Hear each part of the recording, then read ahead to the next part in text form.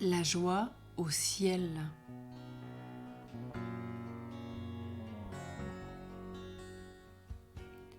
Les anges du ciel et les saints s'intéressent beaucoup à notre progression vers Dieu sur la terre ou au purgatoire. Leur joie ne sera complète et définitive que quand la création sera parvenue dans la gloire de Dieu. Quand le Christ se sera tout soumis et qu'il se soumettra avec tout au Père, qui remplira tout de sa gloire. Alors Dieu sera tout en tous et en tout. Vous avez bien sûr reconnu la première épître aux Corinthiens, chapitre 15, verset 28. Dans leur glorification de Dieu et dans leur joie, ils sont avec le Christ en intercession pour nous, qui poursuivons notre pèlerinage terrestre et pour les âmes du purgatoire qui s'acheminent douloureusement vers le ciel. C'est pourquoi il y a plus de joie dans le ciel pour un seul pécheur qui se repent que pour 99 justes qui n'ont pas besoin de repentir. Et il naît de la joie devant les anges de Dieu pour un seul pécheur qui se repent, nous rappelle saint Luc au chapitre 15. Unis à Jésus, les saints exercent une attraction sur les âmes du purgatoire et sur les vivants de bonne volonté. Les anges interviennent sur terre pour réaliser le plan de Dieu, afin que toute l'humanité retourne vers Dieu et parvienne à la gloire du ciel. Tout le livre de l'Apocalypse en témoigne. C'est un appel à la louange, à une explosion de joie dans les hymnes de l'Apocalypse. Et si nous regardons bien, nous chantons toujours « Alléluia, salut, gloire et puissance à notre Dieu ». C'est un vrai sacrifice de louange, ce livre. Louez notre Dieu, vous tous qui le servez, vous qui le craignez, les petits et les grands. Soyons dans la joie, dans l'allégresse, rendons gloire à Dieu, car voici les noces de l'agneau. Apocalypse 19. Par notre aide aux âmes souffrantes, nous favorisons leur entrée dans le ciel, où tous les anges chantent leur joie. Amen, louange, gloire, sagesse, action de grâce, honneur, puissance et force à notre Dieu pour les siècles des siècles. Amen. Apocalypse 7.12. Et tout l'univers s'écrie à celui qui siège sur le trône, ainsi qu'à l'agneau, la louange, l'honneur, la gloire et la puissance dans les siècles des siècles. Apocalypse 5.13. En délivrant ces âmes bénies par nos suffrages, non seulement nous glorifions Dieu, mais nous réjouissons tout le ciel.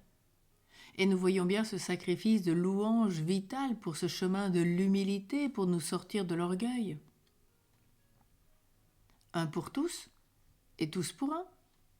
C'est la loi de solidarité qui régit l'univers des fidèles de Dieu, aussi bien au ciel et sur la terre qu'au purgatoire. Tout le ciel est mobilisé pour le salut de la terre et la fin des peines des âmes souffrantes du purgatoire. L'ange gardien de chacun y a une part active, témoin des sentiments de l'âme et des dispositions de l'époux céleste. L'ange gardien leur sert d'intermédiaire, dit saint Bernard. À mesure que, purifiée par la douleur, l'âme se rapproche de Dieu. Il porte au ciel ses désirs brûlants, ses transports, ses soupirs. Lorsqu'enfin il la présente devant le trône de Jésus-Christ, il lui dit « Grâce vous soit rendue, souverain maître, de ce que vous avez comblé ses vœux et les miens. La voici à vos pieds, déposez sur sa tête la couronne que vous lui destinez. Sa gloire est la vôtre, celle du Sauveur. »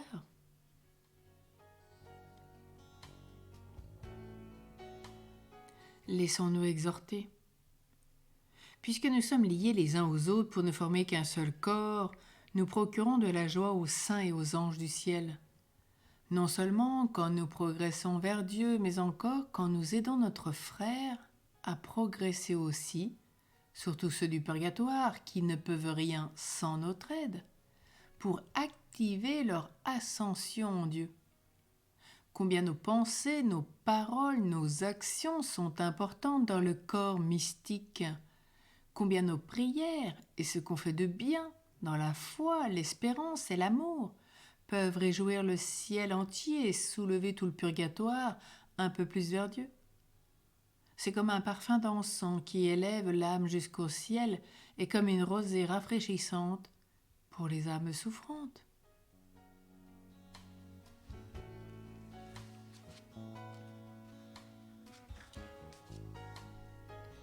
L'exemple de ce jour. Une personne qui avait passé sa vie très chrétiennement et dans la charité envers les âmes du purgatoire fut assaillie par le démon à ses derniers moments. Il lui semblait que l'enfer tout entier l'entourait de ses infernales légions. Le mourant opposait une vigoureuse résistance à tous ces assauts. Heureusement que par ses suffrages, il avait favorisé l'entrée en paradis à un grand nombre d'âmes qui, voyant leur bienfaiteur engagé dans un si redoutable combat, volèrent à son secours. Quelques-unes se précipitent sur les mauvais esprits et les mettent en fuite. D'autres entourent le lit du mourant pour le protéger. D'autres enfin se tournent vers lui pour le consoler.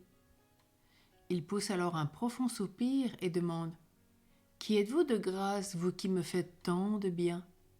« Nous sommes, dirent-elles, des habitants du ciel que vos suffrages ont conduits à l'éternel bonheur. » À cette heureuse nouvelle, un sourire éclaire le visage du mourant qui rend l'âme dans une grande paix. Son âme, paraissant devant Dieu, se trouva entourée de toutes les âmes qui étaient accourues à sa défense. Elle entra bien vite dans la gloire éternelle, au milieu des bénédictions des saints qu'elle avait arrachées au purgatoire. Et puis aussi, nous pourrions méditer sur, en ce jour particulièrement, sur Ansault, l'évêque de Poitiers, qui revenait de Sicile lorsqu'une tempête jeta le vaisseau contre une petite île presque déserte. Là aussi, nous voyons toute la grâce des âmes du purgatoire à son secours dans le péril. Quelle grâce!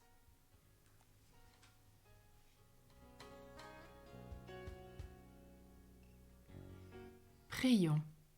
Seigneur Dieu, toi qui nous as fait pour ta gloire et pour être en communion les uns avec les autres dans ton amour, dans le rayonnement de ton Fils Jésus notre Sauveur et dans la vie de votre esprit d'amour. Sois béni pour la fin merveilleuse que tu nous destines. Rends-nous dignes de toi par notre fidélité à ta grâce, afin que nous ayons la joie d'aller chanter tes louanges avec tous les saints et tous les anges.